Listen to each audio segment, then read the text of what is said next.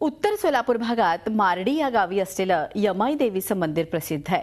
महाराष्ट्राचं आराध्य दैवत असलेल्या तुळजाभवानीची यमाई देवी ही मोठी बहीण असं समजण्यात येते। हे मंदिर हेमाड पंथांच्या काळात 1212 साली बांधल्याची आख्यायिका आहे।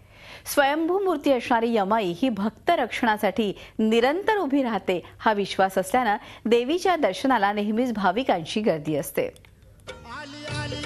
उत्तर सोलापुरातल्या मार्डी या गावी असलेलं हे हेमाडपंथी श्री यमाई देवीचं मंदिर। अक्कलकोटचे रंगनाथ स्वामी हे माहूरच्या रेणुका देवीचा अवतार आहे आणि यमाई देवी ही पार्वतीचा अवतार आहे। या रंगनाथ स्वामींची निस्सीम भक्ती पाहून यमाई देवीची ही मूर्ती प्रकट झाली आहे। पाषाणाची असलेली ही मूर्ती स्वयंभू असल्याचं पुजारी सांगतायत। हे मंदिर 1212 साली महाकाळेश्वराचं होतं। त्यावेळी महाकाळेश्वरानं यमाईला आपली जागा दिली आणि तेव्हापासून हे यमाईचं मंदिर भाविकांचं श्रद्धास्थान बनलं। यमाई म्हणजे पार्वतीचा अवतार आहे।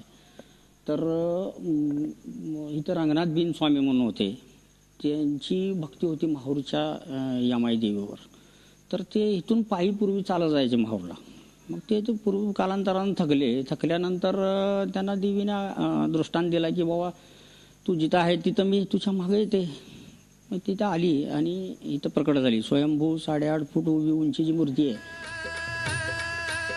यमाई देवीच्या दर्शनास येणाऱ्या भक्तांमध्ये या ठिकाणी आल्यावर मिळणारं तेज आणि ऊर्जा त्यांच्या शब्दातून जाणवते। इथं मी जवळजवळ 25 वर्षापासून किमान 3-4 महिन्याला एकदा तरी मंगळवार किंवा शुक्रवार, पौर्णिमा, दुर्गाष्टमी या निमित्ताने सवड काढून येत असतो। आणि इथली आई जागृत देवी आहे। मी इथं जेव्हापासून येतो तेव्हा माझे जे कामं असतात ते निर्विघ्नपणे मला पार पाडतील देवी। दरवर्षी आम्ही या देवीला दर्शनाला येतो। हे यमाई देवी आमच्या घरची देवी आहे। नवसाला पावणारी देवी आहे। छान इथं आल्यावर छान वाटतंय।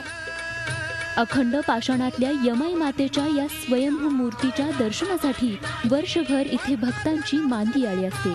तर असं हे पुरातन असलेलं जागृत देवस्थान अनेक भक्तांचं श्रद्धास्थान आहे।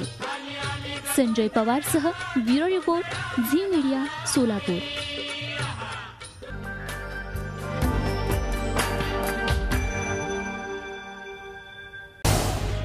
झी 24 तास रहा एक पाऊल पुढे।